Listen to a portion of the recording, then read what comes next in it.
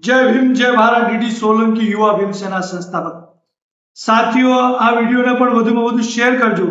આ વાત સમાજની બદનામી થાતી રોકવાની છે। અમુક વ્યક્તિ ડોક્ટર બાબા સાહેબ આંબેડકરના નામે બે નંબરના ધંધા કરી દારૂ વેચી અને સમાજને બદનામ કરી રહ્યા છે। બાબા સાહેબને બદનામ કરી રહ્યા છે, બાબા સાહેબની વિચારધારાને બદનામ કરી રહ્યા છે। આ સાખી લેવાય એમ નથી।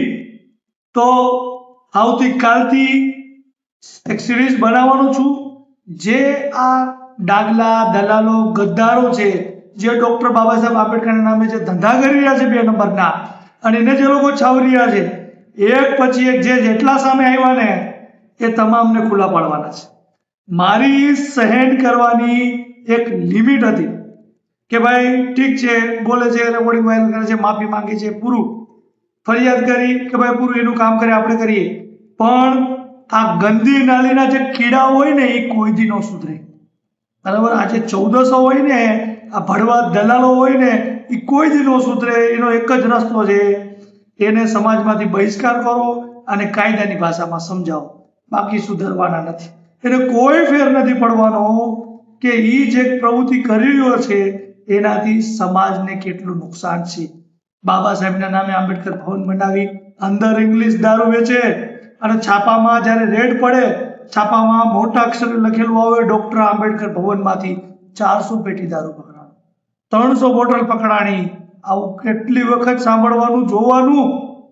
જે લોકો સમાજના આગેવાનોનો વિરોધ કરે, રાજકીય લોકોનો વિરોધ કરે છે, વિચારધારાની સુફિયાની વાતો કરતા હોય છે, એને બાબા સાહેબનું અપમાન થતા આંબેડકર ભવનમાં દારૂ વેચાતી દેખાતું નથી। क्या जाए છે ત્યારે બધા લોકો બીક લાગે છે, ફાટે છે। એ તમામ લોકોને પણ હું ચેલેન્જ આપું છું કે તમે તમારા બાપની એક ઓલાદ હોય ને, તમારી માનું ધાવણ થયું હોય તો આ ભડવાને ખુલ્લો કરીને બતાવો।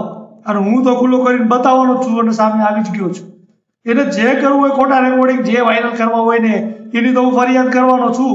જેટલા એ લોકો ભૂતકાળવાળાને કાંઈ હવા હોય ને સમાધાન કરી નાખ્યું, હવે કાંઈ નહીં કરે તો એ પણ મેદાનમાં આવી જાય, એની ફરિયાદ થાય।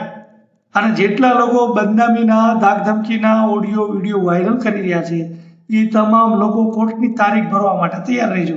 તમે જવાબ કોર્ટમાં આપજો, બરાબર, પુરાવા આપજો, આપણે પુરાવાને આપજો।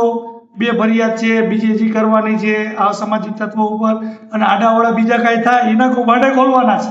કોને જમીનમાં કૌભાંડ કર્યા છે, કોને એટ્રોસિટીમાં સમાધાન કર્યા, કોને ક્યાં સમાજને ગેરમાર્ગે દોરી સ્ટેચ્યુ બેહાડીને શું કર્યું છે, हाँ બધું થશે। સમયની રાહ જો, ભેગા રહેજો। આ અસામાજિક તત્વોને સમાજમાંથી બહાર કરવા ખૂબ જરૂરી છે।